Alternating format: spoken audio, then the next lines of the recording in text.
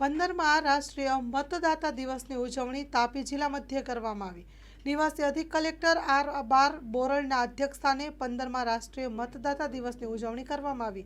ભારતના ચૂંટણી પંચ નવી દિલ્હી તરફથી 25મી જાન્યુઆરી 2025ને 15મા રાષ્ટ્રીય મતદાતા દિવસ તરીકે દેશભરમાં ઉજવણી કરવામાં આવી રહી છે।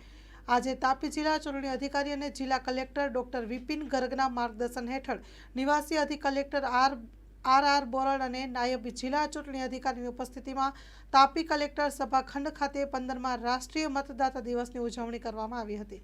આ પ્રસંગે નિવાસી અધિક કલેક્ટર આર બોરડે સૌને રાષ્ટ્રીય મતદાતા દિવસની શુભેચ્છાઓ પાઠવી હતી।